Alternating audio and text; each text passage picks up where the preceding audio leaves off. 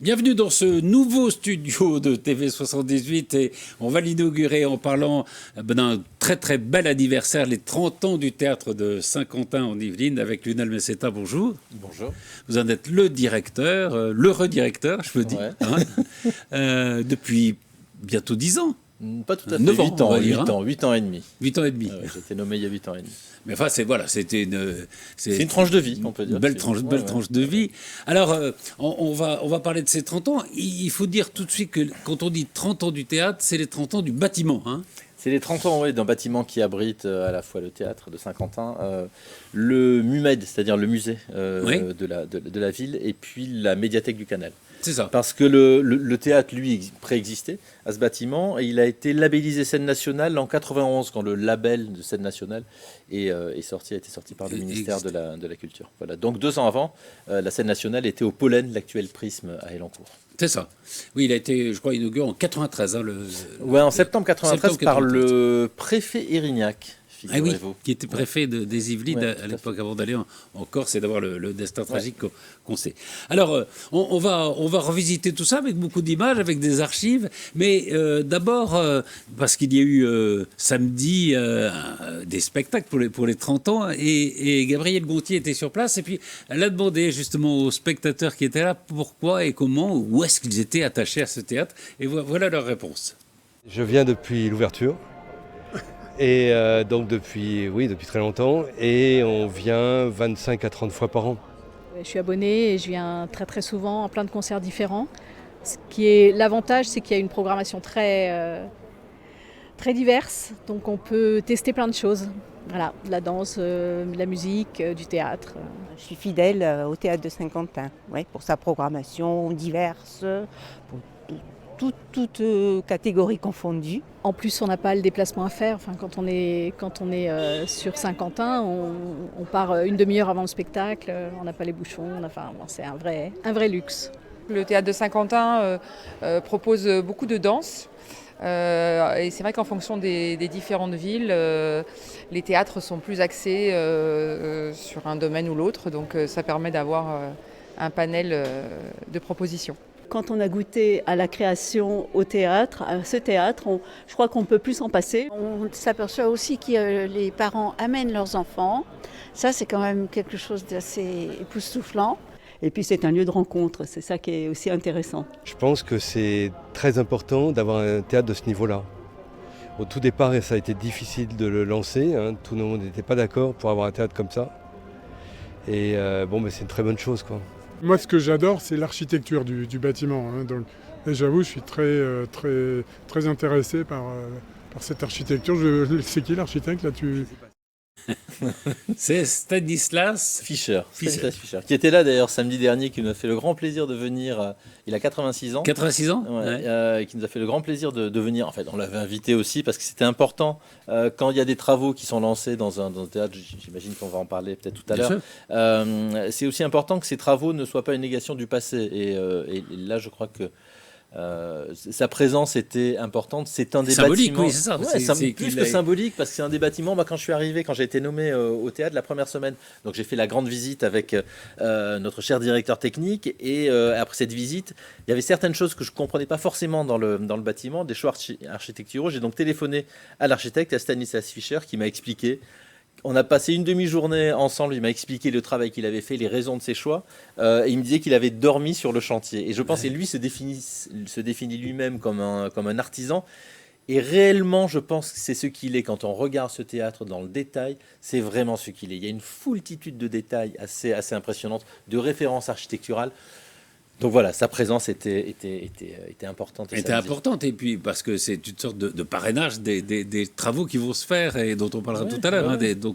C'est vrai que ce sont des œuvres qui vivent. Enfin, un théâtre, ça doit vivre, et ça doit vivre même extérieurement, même architecturalement. Un théâtre, c'est ce qui se passe à l'intérieur. C'est-à-dire que je pense que le travail d'un architecte, c'est ce qui fait toute la difficulté et la beauté de ce travail. C'est de penser à ceux qui vont l'utiliser, que ce soit les artistes en l'occurrence, les personnes qui travaillent à l'intérieur ou les publics. Mais c'est aussi qu'est-ce que renvoie comme image ce théâtre pour les personnes qui ne le fréquentent pas forcément, Oui, c'est vrai. qui n'y rentrent pas, qui ne font que passer. Quel marqueur est-ce pour la ville? Quelle est sa place dans le tissu urbain? Il y a plein de questions comme ça qui doivent être prises en ligne de compte par un architecte. Donc, et puis à l'époque, je crois que c'est ce que faisait remarquer une des personnes qui a été interviewée, c'est que c'était un pari, c'est pas Oui, rien ça. ce bâtiment. Tout le monde n'était pas que le forcément syndicat d'accord derrière, oui. d'agglomération nouvelle Oui. fasse ce pari de construire un lieu consacré, là encore, à l'art et la culture sous toutes ses formes, puisqu'il y a également une bibliothèque et un musée, au bout de l'avenue du Centre, une des avenues qui allait être les plus fréquentées de Saint-Quentin-en-Yvelines. C'était un pari. Donc, à la fois, ce que je disais samedi, c'est que je pense qu'il faut être assez admiratif de ceux qui ont lancé ce projet, des commanditaires, mais aussi de ceux des successeurs, des héritiers Voilà, qui ont entretenu ce théâtre, qui ont permis à cette ville d'avoir un cœur artistique et culturel. C'était, je crois, le plus grand théâtre construit en Île-de-France à cette époque-là, en tout cas. Et alors, juste un mot, on y reviendra, mais c'est vrai qu'on a vu les spectateurs qui étaient là samedi pour célébrer les 30 ans. Et il y a, à chaque fois, on voit ça, mais c'est très touchant, beaucoup d'attachement quand même au théâtre. Et à ce qui s'y passe. Oui. Oui, parce que c'est des habitudes. Ce monsieur qui disait qu'il venait 25 à 30 fois par saison, il y a un certain nombre de personnes qui viennent très très régulièrement. En fait, ce lieu, et on l'a conçu, je pense que l'équipe actuelle comme les équipes précédentes l'ont conçu comme un lieu qui est aussi un lieu de découverte qui doit être pratiqué comme tel. Et moi, je suis toujours, après quelques années de pratique, je suis toujours très étonné, enthousiaste et surpris par le fait que des personnes s'abonnent, prennent 20, 25 spectacles, même si elles en prennent 15, et 50 à 60% des spectacles qu'elles vont choisir sont des artistes ou des formes qu'elles ne connaissent pas. C'est-à-dire qu'il y a une forme... Il y a une sorte de curiosité, de découverte, de saut dans l'inconnu. Un peu, et on est là pour ça. On est là formidable. Et vous êtes là pour ça. On est là pour des programmations de prestige, bien sûr, parce que la scène le permet. Ce que vous disiez, c'est que c'est un des plus beaux plateaux d'Île-de-France, je parle de la grande salle. Mais c'est aussi un lieu de découverte et nous, on est plusieurs à travailler sur la programmation et on est tout le temps à la recherche de jeunes artistes, de renouvellement aussi des générations, sans oublier les anciens qui sont aussi importants. Alors on va revenir en 1993, je crois que c'était le 27 septembre, c'était l'inauguration du théâtre. Et à l'époque, la télévision s'appelait TV Fil 78, il y avait un fil et TV Fil 78 était là. D'abord l'écho métallique de percussion, puis ensuite un lieu magique, transformé, où image et son ne semblent plus faire qu'un. La place Georges Pompidou a exhibé cette semaine tous ses charmes pour présenter son théâtre. Temple des arts gardé par des acrobates singuliers, théâtre dedans et dehors, ce bâtiment, dessiné par l'architecte Stanislas Fisser, s'est ébroué en faisant trembler la ville au rythme de ses premières respirations. Une inauguration sous le signe des arts de la scène en général, une volonté d'éclectisme clairement affichée par la direction. Il y a un public à conquérir, mais ça, je dirais que c'est pas propre à Saint-Quentin-en-Yvelines, c'est vrai partout. Il y a un travail de sensibilisation à faire, il y a un travail aussi, je dirais, d'apprentissage du plaisir, parce que le plaisir, ça s'apprend. Il faut donner un certain nombre de codes au public pour apprendre à aimer les choses. Plusieurs artistes se sont succédés, comédiens, musiciens et danseurs, pour commencer à semer ce plaisir. Un spectacle composite avec une mise en scène faite de tableaux qui préfigurait la programmation de cette première saison. Début des hostilités avec Didi Bridgewater ce week-end.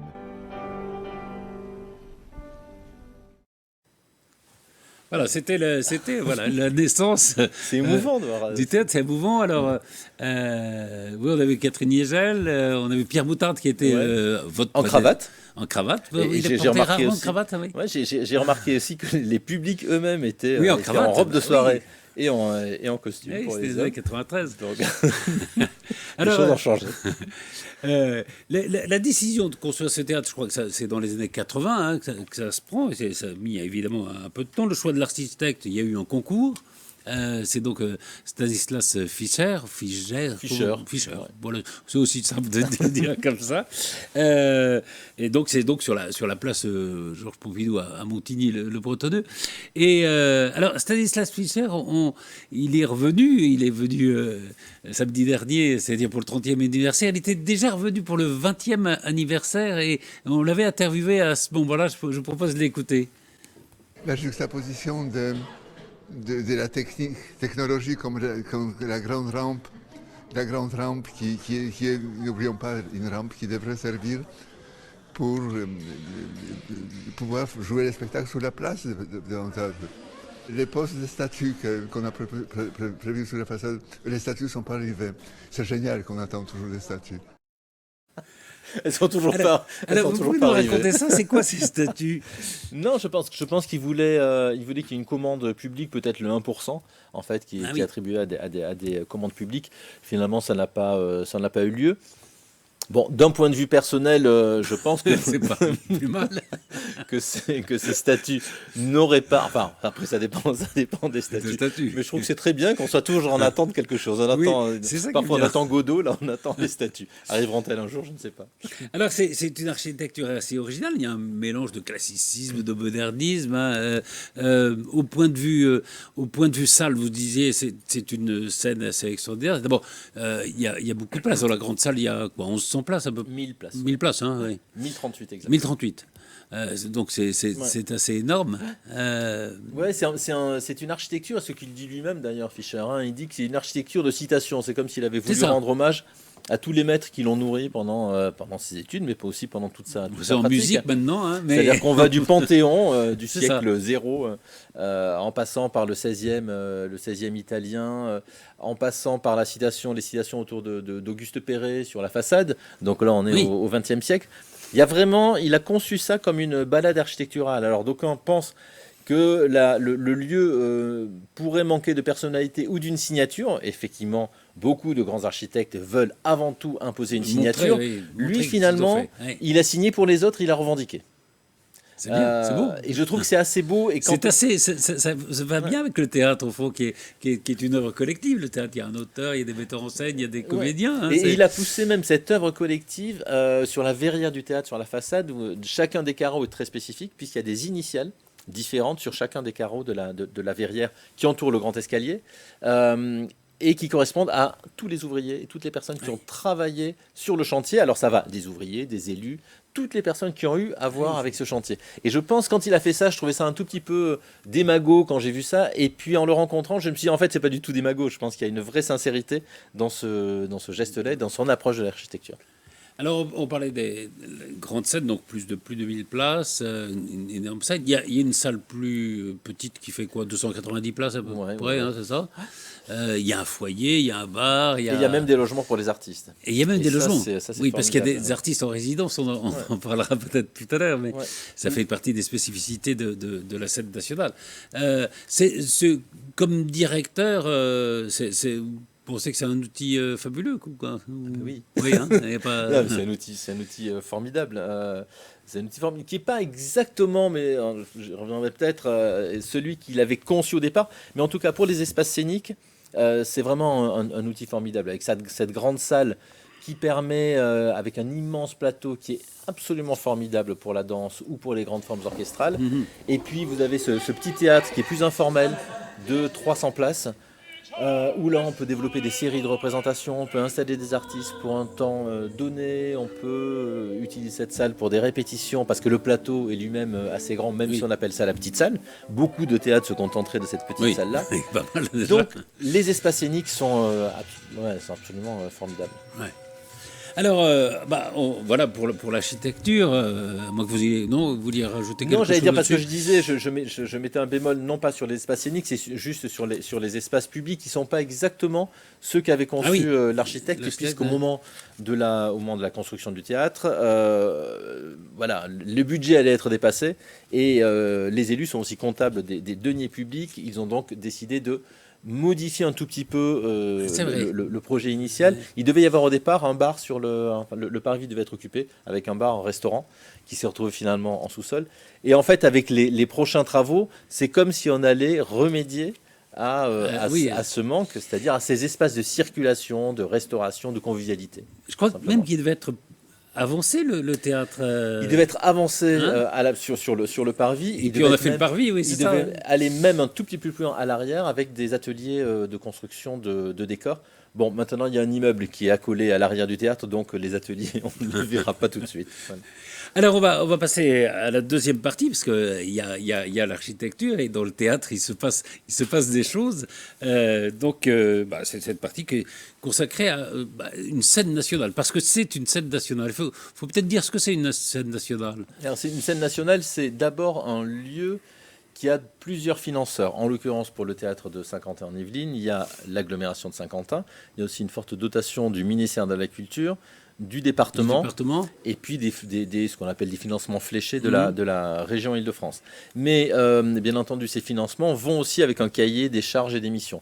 Cahier des charges et des missions, c'est d'avoir une programmation pluridisciplinaire qui soit représentative du spectacle vivant aujourd'hui, de toutes ses caractéristiques. C'est le soutien aux artistes, c'est la recherche de nouveaux publics, c'est-à-dire aller dans des endroits ou aller vers des publics qui ne sont pas forcément familiarisés avec le spectacle vivant.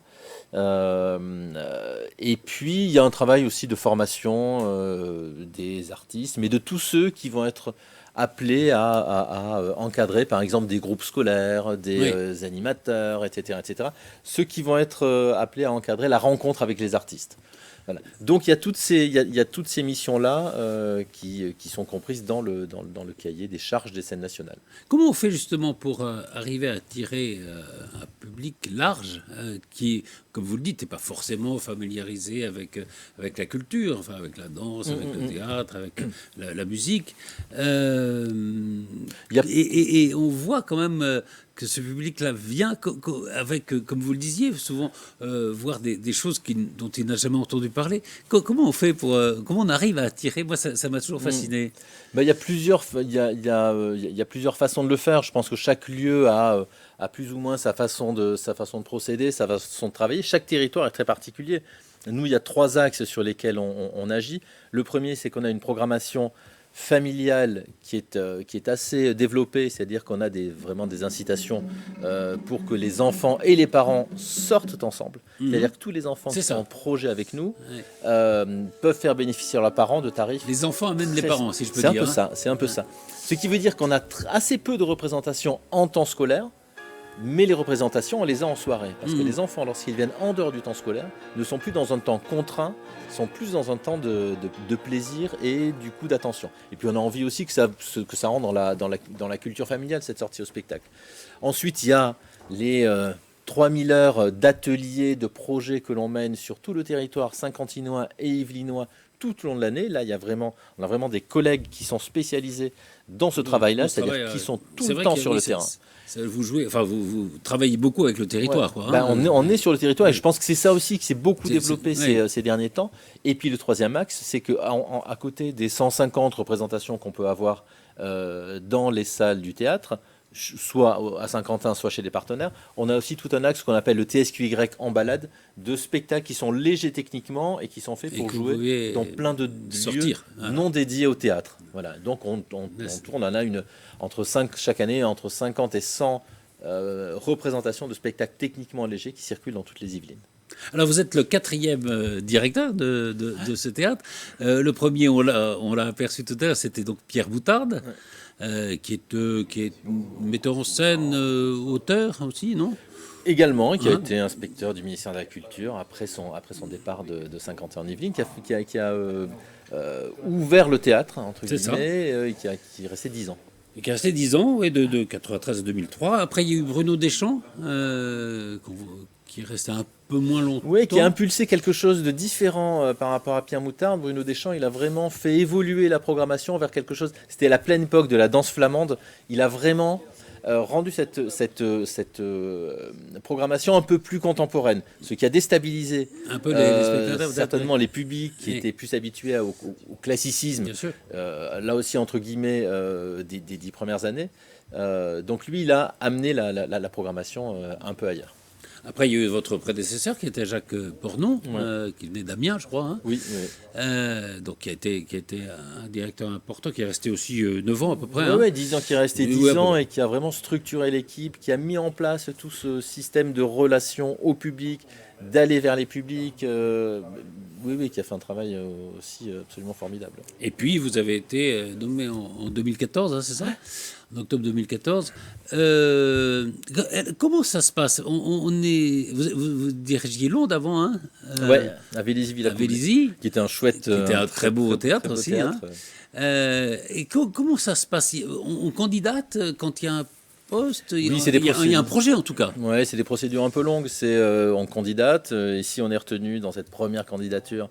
Si on a la chance de faire partie des 5-6 retenus, on fait un projet de 20-30 pages où, grosso modo, on dit ce qu'on va faire, quels vont être les principaux axes de notre travail.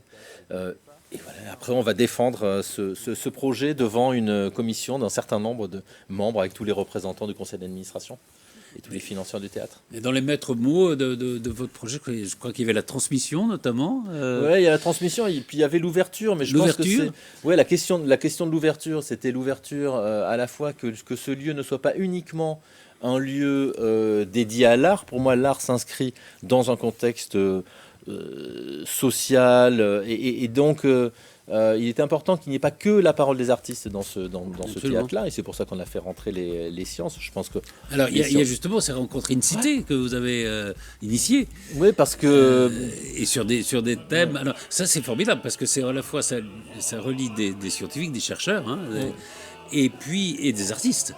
Parce que sur les mêmes thèmes, il peut y avoir la parole de ceux qui savent, et puis de ceux qui cherchent, si je peux dire. Oui, ou de ceux qui sentent, ou de ceux qui sentent. Les artistes ne sont pas des pédagogues, ne sont pas des chercheurs, ils ont une approche qui est la leur. Mais ils sentent souvent les choses mieux que les autres. Oui, ils peuvent nous les faire percevoir. Ils peuvent nous faire percevoir, en tout cas. Mais donc là, c'était important d'avoir ces deux paroles sur des mêmes thématiques.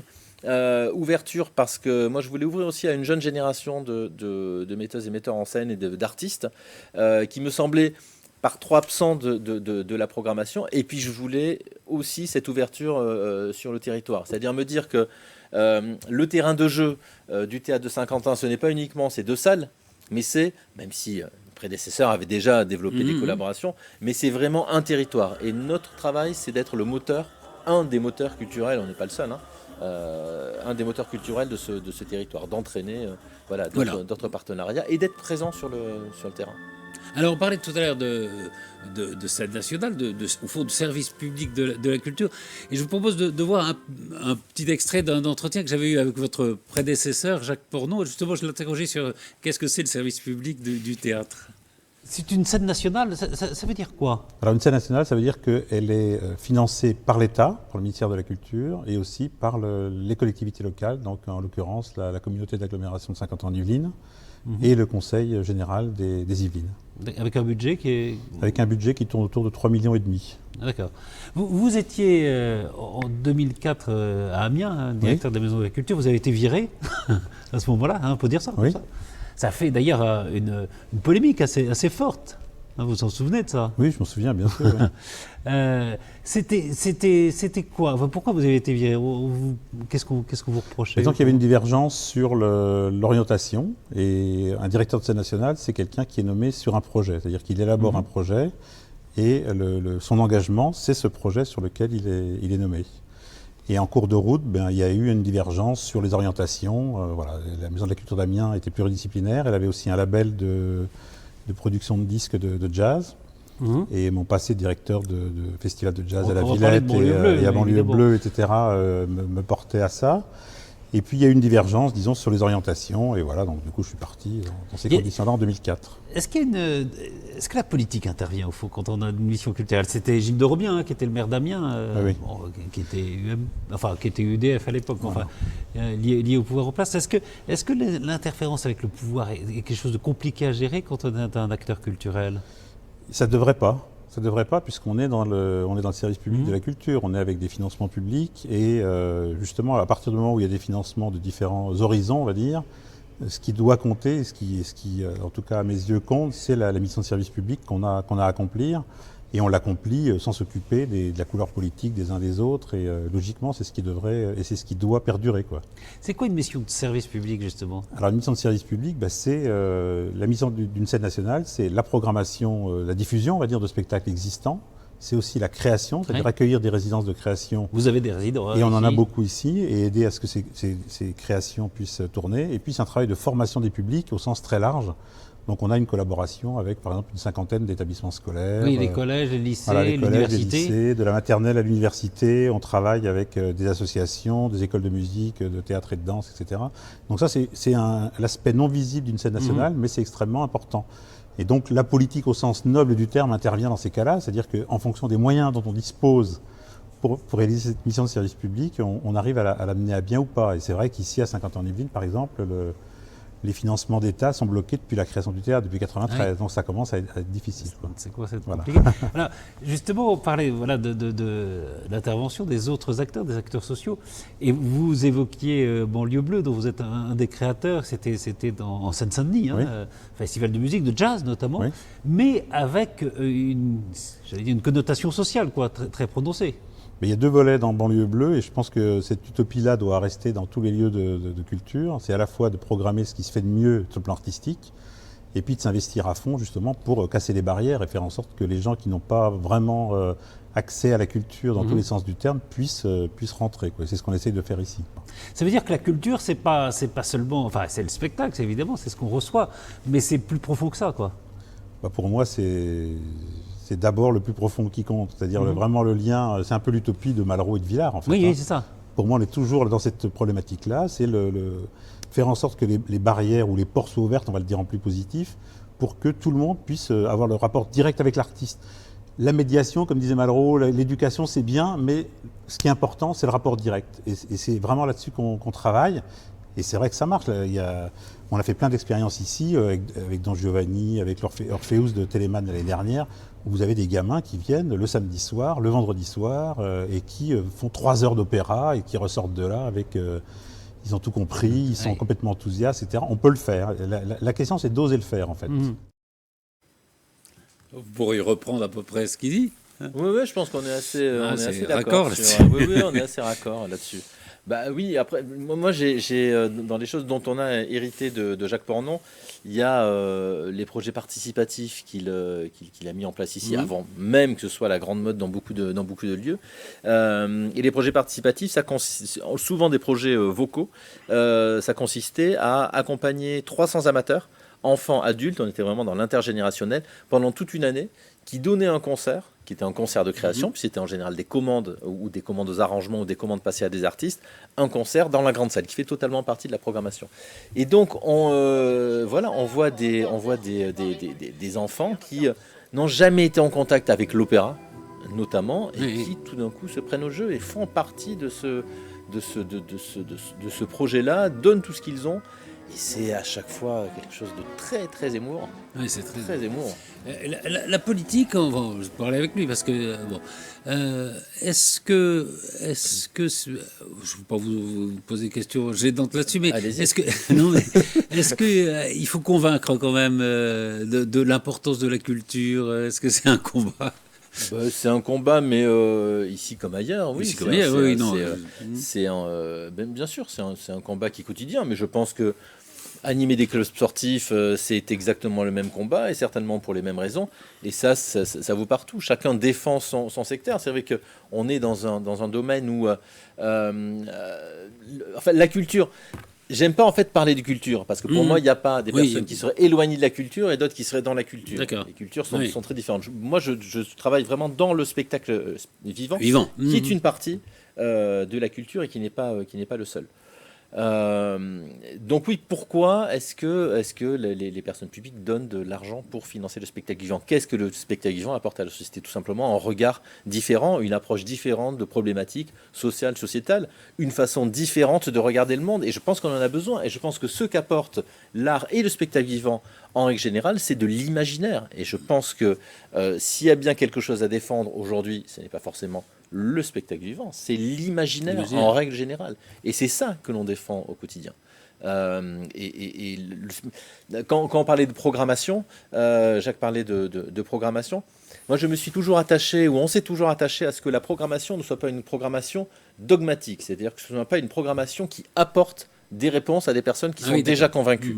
C'est-à-dire que ce que l'on propose dans la programmation reste sur un point d'interrogation et que chacun puisse se faire sa propre opinion, me semble quelque chose d'extrêmement important. Et pour moi, c'est le rôle du spectacle vivant, de poser des questions à sa manière. Alors bien entendu, il y a aussi tout l'aspect scénique,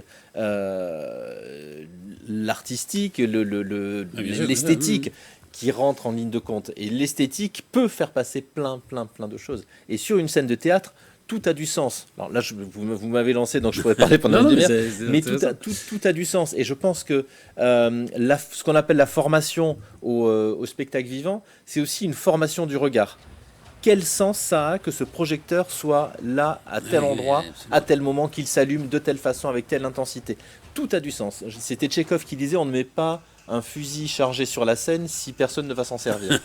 Ce qui veut dire que... Il faut que tout soit presque et je pense que pensé, en tout cas. Ouais, et ce que l'on est appelé aujourd'hui à faire au quotidien, quand on écoute la radio, quand on va regarder un film, quand on écoute un homme politique, quand on écoute n'importe qui, ou quand on lit un livre, c'est... arriver à décoder ce qui est dit entre les lignes. Et je pense notamment le spectacle vivant sert aussi à ça. Ça sert aussi à faire rêver, à avoir du plaisir, mais tout ça est tout à fait compatible. Est-ce qu'il y a une exception française il y a 70 scènes nationales à peu près, je crois, en France. 77 aujourd'hui. 77. Est-ce que ça se passe à peu près partout pareil en Europe? Pareil non, ou... pas du tout. Non, quand on parle d'exception culturelle française, il y en a une elle est réelle. Réelle. L'Allemagne est très différente. L'Allemagne, il y a des opéras. Alors il y a des opéras, il y a des troupes, il y a des compagnies, des troupes permanentes. C'est-à-dire que chaque ville ou petite ville a son théâtre, mais avec sa troupe permanente qui va jouer des pièces différentes. C'est plus décentralisé aussi. Voilà, c'est plus décentralisé. Les Länder, oui, c'est un peu différent. Voilà, mais on est un des pays où l'État et les collectivités publiques, ça c'est important de le dire, interviennent, les collectivités territoriales interviennent le plus pour défendre et pour porter la culture, en tout cas le théâtre public, l'opéra. Après, ça n'empêche pas qu'il existe aussi du théâtre privé, mais qu'il y a d'autres missions, des missions qui sont très différentes. Des missions différentes, mais c'est vrai que oui, il y a cette exception culturelle. On pose souvent la question, mais vous n'équilibrez pas financièrement votre action. Par rapport à un théâtre privé, par exemple.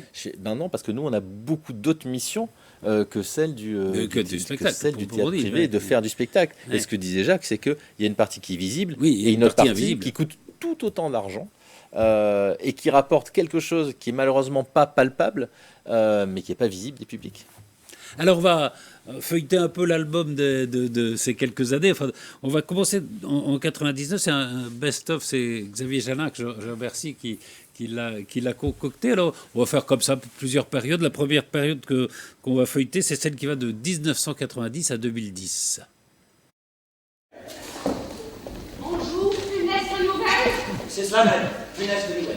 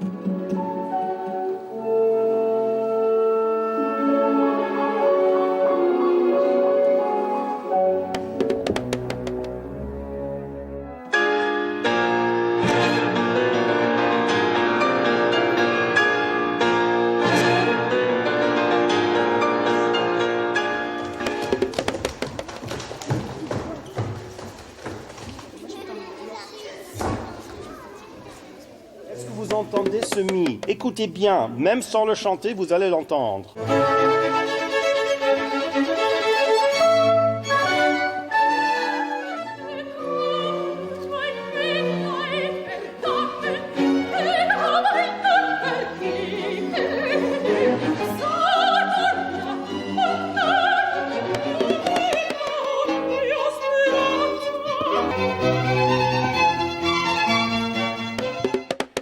J'appelle la police, alors il part comme une flèche téléphoner à la caisse.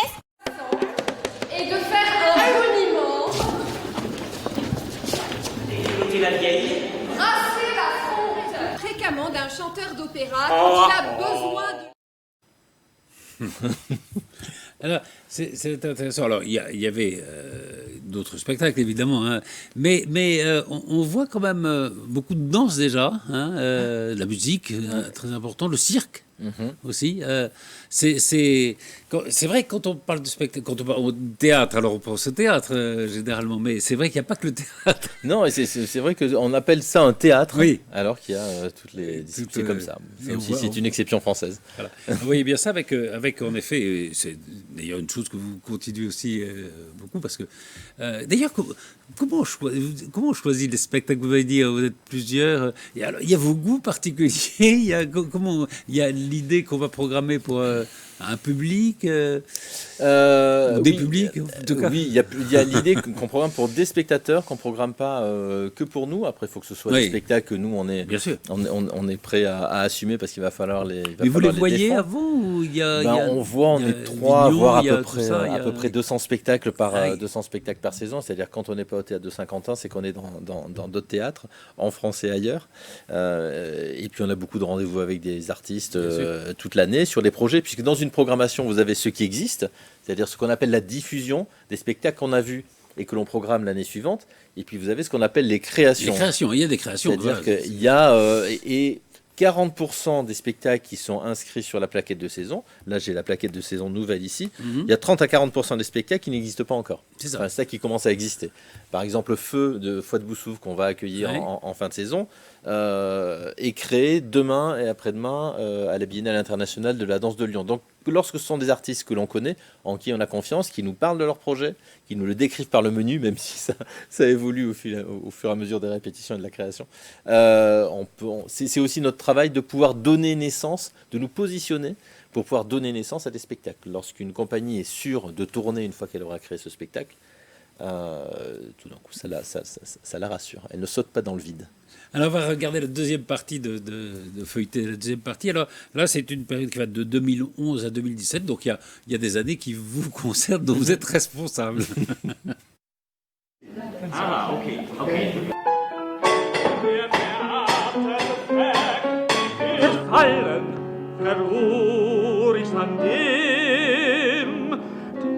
Doch wie bringst du mich? J'ai échoué à vous réconcilier. C'est donc au jugement de Dieu de désigner le vainqueur.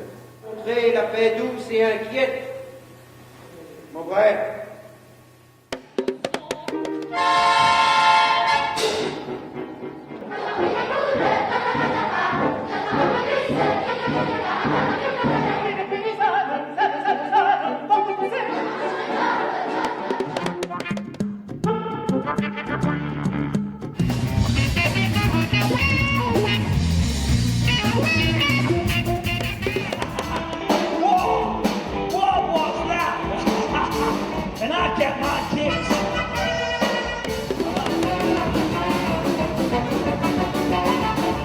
Le rocher de Gibraltar regardait se séparer une fille et un garçon.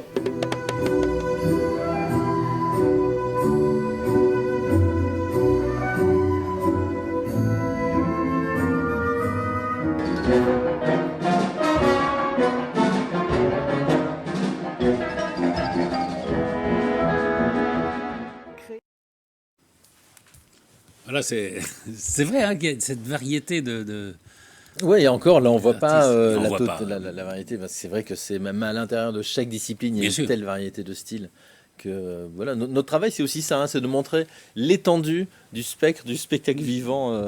Mais quand on regarde ça, et puis on va se rapprocher des années les plus récentes dans un instant, mais c'est vrai que c'est des perles, quoi. Ouais. Des perles de culture. Ouais, c'est des perles de culture. Et puis, c'est vachement intéressant. Moi, je suis très ému de voir toutes ces images. Oui, ces images, oui. Parce que le spectacle vivant, c'est vraiment le principe de l'éphémère. Oui, c'est que ça disparaît. C'est des choses qui disparaissent. Ouais, et que finalement, au bout d'une saison, moi, j'ai à chaque fois envie de poser la question aux spectateurs, qu'est-ce qui vous reste d'une saison? Vous avez vu 15 spectacles. À Saint-Quentin, vous en avez peut-être vu 30 ailleurs. Qu'est-ce qui vous reste de cette saison? Et puis il y a des choses qui reviennent et qui restent. Mais moi j'aime bien cette idée de l'éphémère. Oui, oui. Est-ce que les spectacles sont captés, pas tous? Il y en a qui... Loin de là. Si aujourd'hui, maintenant, ils sont captés directement par les compagnies, mais pas mm. forcément à chaque date qu'elles font. Donc nous, on a des captations régulièrement, mais on doit l'avoir 5-6 par saison, pas beaucoup plus. Ouais. Alors, feuillette le dernier best-of. Je remercie encore Xavier Jalin pour ce travail de repérage et de montage. Alors là, on va de 2017 à 2021.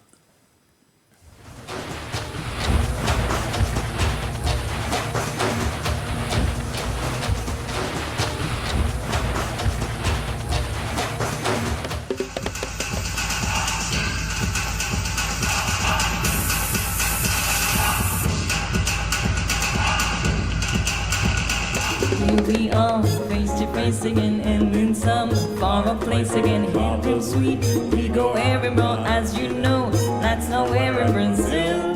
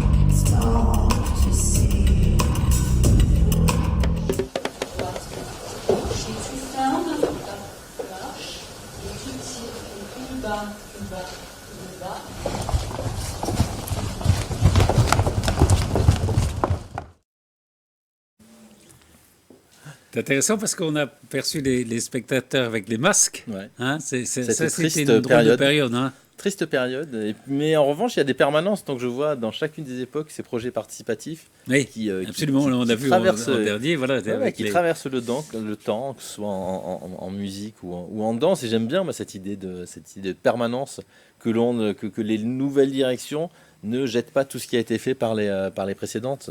On est juste locataire de ces lieux occupants à titre gracieux pendant quelques temps. Et, on a vu cette formidable funambuliste aussi. Ça aussi, on pourrait se dire, mais qu'est-ce que ça a fait dans un théâtre? Mais elle y reviendra puisqu'elle sera là, Joanne Humblé, que l'on a vu à la fin au mois de décembre avec son prochain spectacle. C'est une habituée des traversées en grande hauteur. Elle a fait des traversées de 200-300 mètres à l'extérieur, à 20 mètres de hauteur ou à 30 mètres de hauteur. Elle fait également des spectacles en salle. Et c'est intéressant comment elle conjugue ces deux approches. Alors, je ne vais pas vous demander, en 8 ans et demi de présence, vos 3 spectacles préférés. Mais... Non. non. Parce que mais peut-être les moments comme ça dont vous vous souvenez qui restent inscrits dans votre mémoire. En fait, je pourrais. C'est pas forcément mes spectacles c'est pas forcément préférés, mais c'est des moments. C'est des. Des rencontres aussi. Vous parliez de la funambule, d'une funambule. Moi, je me souviens d'une autre funambule qu'on a vue à l'image. Je sais pas si c'était dans le générique tout à l'heure. Tatiana, avec qui on a fait cette traversée juste devant TV78. Oui, là, il y a 2 ans, je crois que c'était à la sortie du confinement. Ça, c'était un moment extraordinaire parce que c'est un truc, le type de montage qu'on n'avait pas fait. Ou bien Falaise avec la compagnie de cirque Barreau d'Ével, un truc assez incroyable. On l'accueille pendant 3 soirs ou 4 soirs. Le premier soir, il y a 400 personnes en salle. On se dit qu'on va complètement se planter avec ce spectacle qui coûte très très cher. Ouais. Dès le lendemain et toute la nuit, des places sont prises et les 3 représentations suivantes sont archi pleines. C'est parce que ce spectacle a ému et l'idée qu'on se dise... En sortant de la salle, il faut que j'appelle un tel pour lui dire qu'il ne faut absolument pas qu'il loupe ce spectacle. Je trouve ça extraordinaire, ce bouche à oreille. Ou bien encore un spectacle de Julien Gosselin, 4 jours, 5 jours de montage, un spectacle qui dure 10 heures. Techniquement, c'est quelque chose d'absolument hallucinant. Qui est à la fois du théâtre, à la fois du cinéma. Voilà, il y a des moments comme ça qui restent. Mais il y a des moments d'une grande simplicité qui restent aussi. Ça peut être un récital de piano, ça peut être un récital de guitare. Bien sûr, il y a des choses très simples, plus simples. Qui sont... L'art ne dépend pas de la débauche de moyens. Mais vous devez avoir quand même pas mal d'images comme ça. Oui. Si. En me posant la question, tout d'un coup, j'ai un certain nombre d'images qui surgissent. Alors, on en arrive à aujourd'hui, puisqu'on a dépassé cette période du Covid. Voilà, vous étiez. Pour l'instant. Qui vous avez un peu énervé. Non. Non, mais comme tout le monde. J'espère que je ne vais pas vous le passer. Non, je ne sais pas. Non, j'ai eu la semaine dernière. Ah oui, bon, c'est peut-être vous. C'est peut-être moi qui vous le passe. On arrive à cette saison 2023-2024, alors qui va être évidemment particulière parce qu'il y a les travaux qui commencent en janvier, je crois. Oui. Si tout va bien. Quand on parle de travaux, on est toujours dans l'hypothétique, dans le conditionnel. On va être dans le théâtre jusqu'au mois de décembre. C'est ça. Comme on l'est d'habitude dans les 2 salles. Et puis à partir de janvier prochain, on va aller se balader dans toutes les salles de Saint-Quentin en Yvelines. Voilà, je pense qu'on doit avoir une 12aine de partenaires. Là, il y a des partenaires avec lesquels on travaille très régulièrement. Je pense à Port-Royal, le Musée national de Port-Royal des Champs, la ferme de Belle-et-Bas ou la batterie à Guyancourt. Il y en a d'autres. Et là, on va avoir plein de nouveaux partenaires. Donc c'est une opportunité, je pense, pour nous de pouvoir développer tous ces partenariats. C'est une opportunité pour le public aussi de pouvoir pratiquer culturellement, artistiquement toute l'agglomération de peut-être que notre public aussi va découvrir des choses. Oui, et puis qu'on favorise, si on peut contribuer d'une façon ou d'une autre à ce que les publics pratiquent l'agglomération, c'est super, on sera très heureux. Et on va même aller au-delà de l'agglomération, on va aller à Londe, à Vélizy-Villacoublay, au château de Breteuil. Donc, heureusement qu'on a l'habitude de voyager, voyager léger. Ça va nous servir la saison prochaine. Un mot sur les travaux. Alors, en gros, ça consiste en quoi ? Ça consiste à achever le travail que Stanislas Fischer n'a pas pu faire. Mais pas forcément à sa manière, mais avec un geste on voit le restaurant. Avec un geste plus contemporain. L'idée était de créer un trait d'union entre ce parvis qui finalement était très peu utilisé, qui était comme un élément de séparation entre la place Pompidou et le bâtiment et la façade du théâtre. Donc c'est à la faveur du travail que fait l'agglomération de réflexion et de restructuration de ce qu'on appelle l'hypercentre qu'on a proposé, qu'on a commencé à réfléchir à ce projet qu'on avait dans les cartons depuis quelques temps, parce qu'il manquait ces espaces de convivialité, il manquait ce lien entre l'espace public, l'urbain, et ce qui se passe à l'intérieur du théâtre. D'accord. Donc là, on est sur un projet et une proposition qui était d'une part la plus économique, d'autre part celle qui, moi, me semblait, c'est pas moi qui ai fait le choix, mais celle qui me semblait la plus intéressante architecturalement, celle qui était la plus respectueuse de l'architecture initiale de Stanislas Fischer, celle qui offre le plus de modularité aussi, et c'est ce qui nous manquait. Mais ça s'inscrit d'ailleurs dans une rénovation, puisque je crois que c'est la rue du Centre qui arrive et la place Pompidou. Et la place Pompidou vont changer aussi. Il y a une rénovation globale. Ça va changer totalement la perception de ce centre. Et je suis content que l'agglomération ait souhaité que le théâtre, pas nous, mais que le théâtre fasse partie aussi de cette rénovation, de cette nouvelle vision que l'on peut avoir de l'hypercentre de Saint-Quentin en Yvelines. Ça va changer beaucoup de choses. Un mot très rapide, parce que justement après cette émission, on va diffuser votre présentation de la saison 2023-2024 que vous avez annoncé vendredi dernier. Donc on va savoir tout sur la saison, mais si vous deviez retenir 2 ou 3 choses sur ce qui vous tiennent à cœur. Question piège parce que non, j'ai vu qu'il y avait Wayne McGregor par exemple. Oui, il y a des grands moments comme Wayne McGregor qui est un immense chorégraphe britannique qui est très souvent qui est au répertoire d'ailleurs de l'Opéra de Paris. Je pense que c'est un des derniers chorégraphes à donner du fil à retordre aux danseurs de l'opéra. Il y a la recréation d'un spectacle de Michel-Anne Demey qui s'appelle Symphonia Eroica sur la 6e ou 3e de Beethoven, qui est un spectacle de 1990. Il va y avoir ce dernier spectacle avant fermeture le 22 décembre de l'immense Goran Bregovic. Donc je pense que Voilà, Là, c'est là, déjà ça- quasiment plein. Donc ça va être à la fête juste avant la fermeture. Il y a plein de moments et puis d'autres moments qui sont un peu plus intimes. Je pense au Monte Cristo, qui est un formidable bijou, ou au Petit Chaperon Rouge qu'on va accueillir. Bon, il y a beaucoup de choses, beaucoup de musique d'ailleurs, beaucoup de musique. Mais aussi. on va savoir tout ça, puisqu'on va retrouver et sur l'antenne et sur le site internet je vous remercie. de TV78. Merci beaucoup. Je vous souhaite 30 bonnes années à venir. Ouais, merci À la beaucoup. tête À vous aussi, cher Patrice. du théâtre. Merci beaucoup donc Xavier Jalin pour les images d'archives, les montages, à Nathan Desideri qui a réalisé cette émission, et Paul Berthaud aussi qui était la cheville ouvrière aussi de cette émission. Merci beaucoup Lionel Massetta. Merci à vous.